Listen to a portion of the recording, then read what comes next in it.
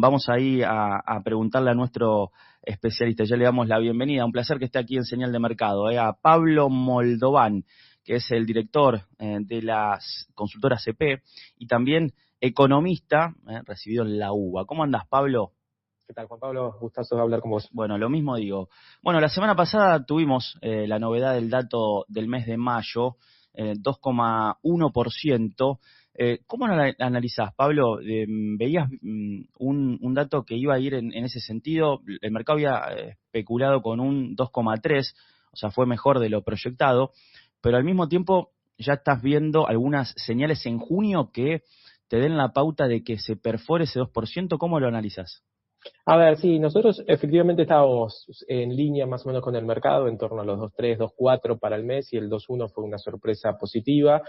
Sí, en términos más de una mirada un poquito más con un horizonte temporal un poco más grande, sí, nosotros lo que tenemos es ahora el inicio de un proceso donde el mes de junio y julio probablemente sean meses de más tranquilidad en términos de desinflación. Nosotros estamos trabajando con una proyección para junio de 1,9, y también con un número que, nada, todavía es pronto para empezar a pensar julio. Ahí faltan muchas decisiones en términos de política económica, en términos de cómo el gobierno va a manejar algunos precios regulados y demás, pero donde julio también podría ser un mes bueno, con un número levemente por debajo del 2 o en torno al 2.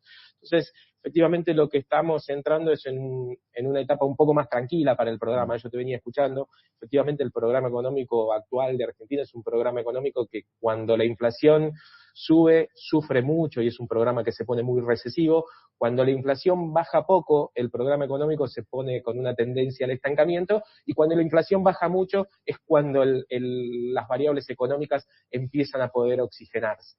En ese contexto, nosotros lo que vemos es un periodo en los próximos meses donde la inflación, nada, se modera y empieza a bajar poquito, pero que no necesariamente eso alcanza para darle algo de impulso a los ingresos, que vienen todavía muy pisados por la propia estrategia del gobierno.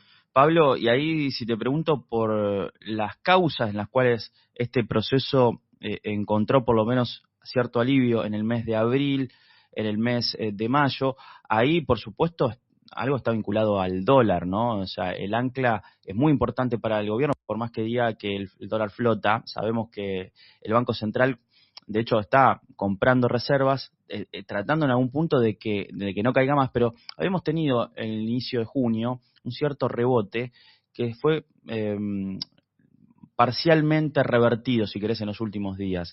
¿Es clave ahí, crees vos, la dinámica del dólar y cómo lo ves para adelante? Justamente porque está en vínculo directo con la inflación.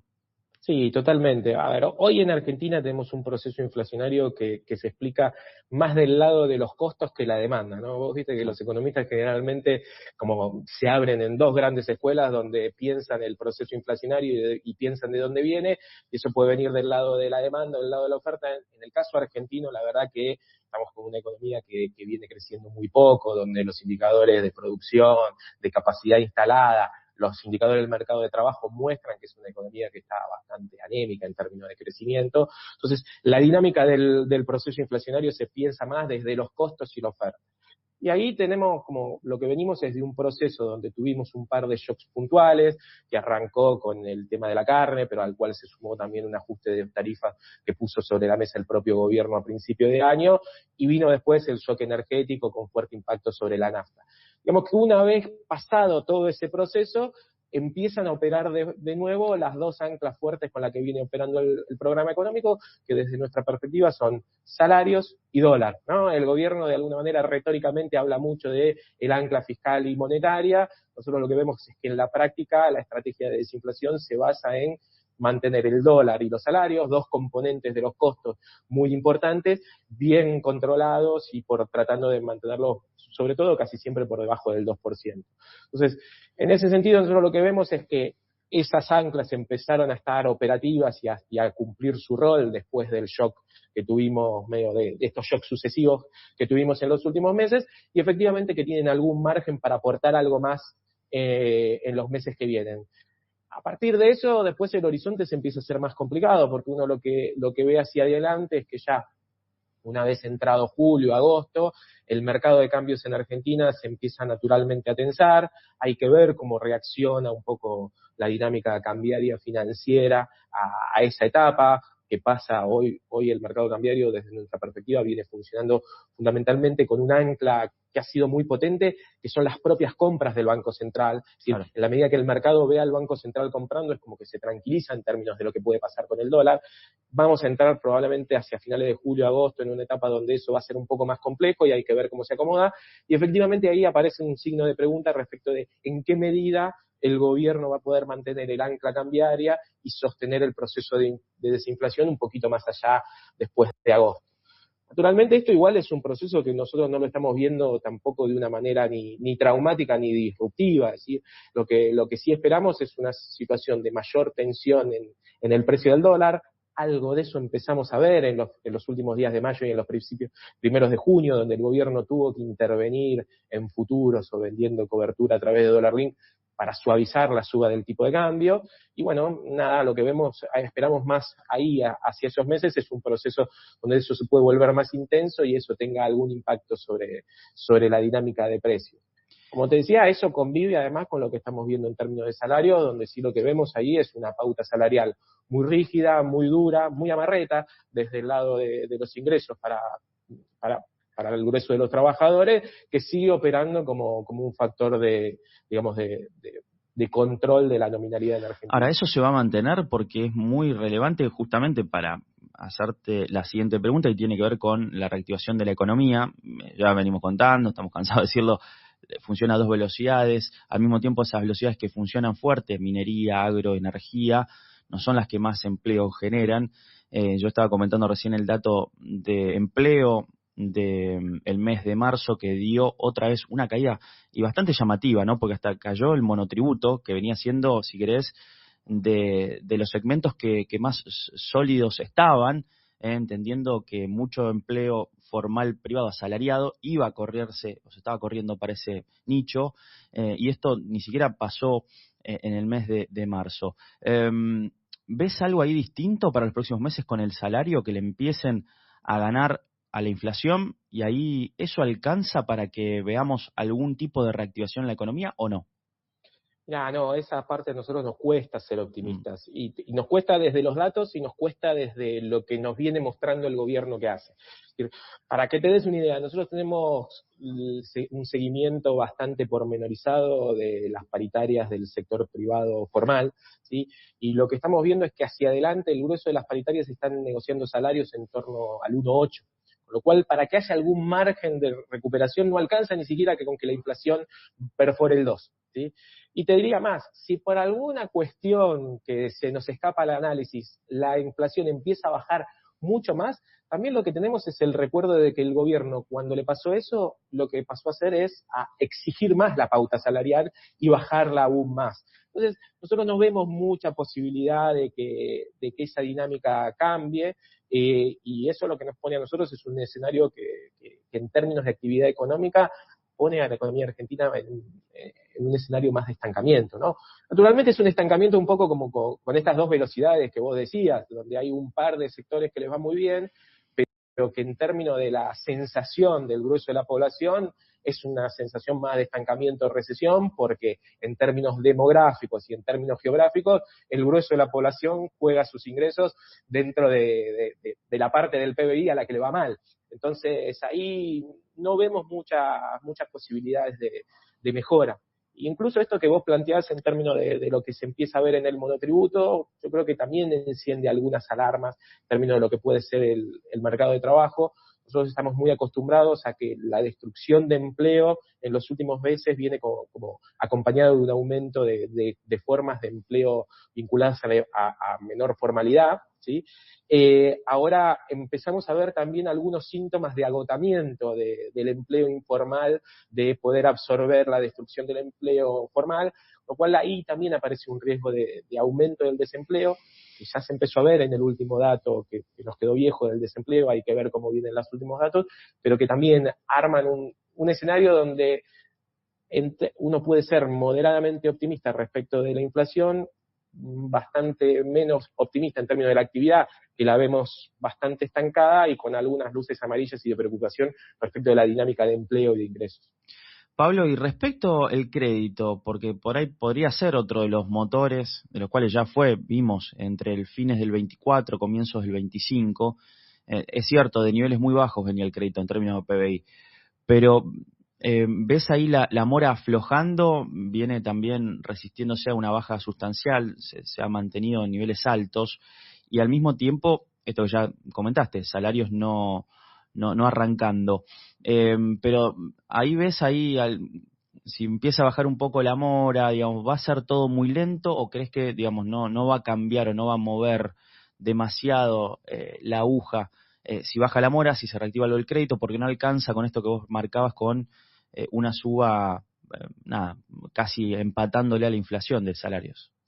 No, nos cuesta ver en el crédito un factor dinámico para los próximos meses. Esto tiene que ver con algunas cosas que venimos viendo y algunas que esperamos que empiecen a pasar. ¿Por qué te digo te digo primero las que venimos viendo? Mira, uno ve efectivamente que hay un problema en términos de mora grande, que está costándole a los bancos resolverlo, que eso se traduce en las tasas de los préstamos, que uno ve que el gobierno ha venido bajando sustantivamente las tasas de interés de los títulos públicos. Esto se expresó en bajas de las tasas de los depósitos, con lo cual el costo de fondeo para los bancos es mucho más bajo, pero a pesar de esa baja del costo de fondeo, las tasas de los préstamos, sobre todo a personas humanas, al público, para el consumo, se mantienen muy altas, y se mantienen muy altas efectivamente por el problema de la mora.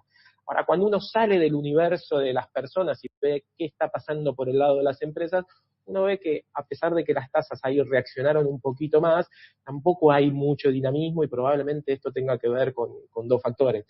Un poco lo que está pasando en la economía real, que es una economía que no crece mucho, y en la medida que no crece mucho no hay tampoco mucha demanda de crédito, ¿sí?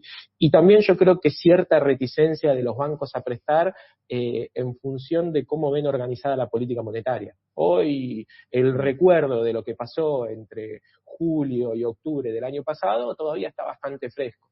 Y ese recuerdo lo que dice es que enseguida, cuando al programa económico se le empieza a tensar el mercado de cambio, la reacción de tasa de interés es muy fuerte, muy agresiva, y eso hace que no sea tan buen negocio prestar. Pensá que si vos le prestaste una empresa a 40% a 2 años y de repente el gobierno sube la tasa como la subió el año pasado, eso pasa a ser un mal negocio. Claro, Entonces, claro. creo que esos dos factores, que son los que explican que el crédito no reaccionara, están presentes todavía, y se suman a un tercero, que es que hacia adelante, un poco como charlábamos, se viene la etapa del mercado de cambios más desafiante, y probablemente esa etapa requiera un poquito más de tasa de interés, y eso también implica que la etapa donde el crédito podía empezar a repuntar empieza a quedar un poquito para atrás. Entonces, nosotros no somos muy optimistas respecto de que el crédito pueda empujar la economía. Esta economía, para crecer, necesitaría impulso o desde los salarios o desde la política fiscal, y hoy lo que vemos es que el programa económico son dos palancas que tiene, digamos, como inhabilitadas para moverla, y es lo que nos hace pensar a nosotros en un esquema tan de estancamiento para adelante. El ministro de Economía, Luis Caputo, dijo hace un tiempito atrás que como estaba llegando a un cierto límite el ajuste del gasto, ¿crees que lo dijo para dar alguna señal al mercado respecto o más para la economía, diciendo, bueno, hasta acá tocamos un piso, o está viendo él una reactivación de la economía, que haya más ingresos por el lado de los impuestos? ¿Por qué crees que lo dijo eso? ¿Porque realmente lo piensa, es así, o qué señal intentó dar ahí? Me cuesta interpretar cuál es la señal que está dando el ministro. Yo sí lo que veo es que la dinámica fiscal argentina está entrando como con una situación un poco complicada, que es como empieza a tener síntomas claros de lo que se conoce como el ajuste recesivo. Esta idea de que lo que tenés es una meta fiscal muy agresiva, y entonces para cumplirla bajás el gasto, pero esa baja del gasto termina impactando en la actividad, esa baja de la actividad afecta a la recaudación, y entonces es como un círculo vicioso donde nunca podés salir y resolver esa cuestión. Cuando vemos la dinámica fiscal argentina de los últimos meses, se empieza a ver algo de eso, en particular con los impuestos vinculados a la actividad, con un muy mal desempeño. Entonces, creo que ahí hay algo incluso que se puede terminar transformando en un riesgo para la estrategia de desinflación. porque cuando miramos la estrategia fiscal del gobierno, lo que vemos es que estuvo de alguna manera compensando la caída de ingresos con dos instrumentos que tienen impacto directo sobre los precios, que son la baja de subsidios y la actualización del impuesto a los combustibles. Esos dos recursos, que es lo que viene usando el gobierno para tratar de conseguir margen fiscal, hoy están muy comprometidos. ¿Por qué? Porque venimos del shock energético, entonces bajar subsidios implicaría más shock de precios, subir el impuesto a los combustibles implicaría más precio de las naftas en un momento donde le pediste al balance de YPF y de las petroleras que absorban el shock. Entonces, esas dos herramientas están muy comprometidas y entonces vemos una dinámica fiscal compleja, ¿sí? Pablo, sí, ahí te retomo un poco lo que hablabas. Por un lado, bueno, no sos tan optimista para lo que viene, entendiendo cuál es la política que está llevando adelante el gobierno, pero uno mira el mercado financiero y lo que ha pasado, yo lo explicaba recién en el inicio, también unas calificadoras mejoraron la nota, pero el mercado convalidó eso y está bajando el riesgo país, mínimos de 8 años. Los bonos están subiendo, tocaron récord algunos de ellos.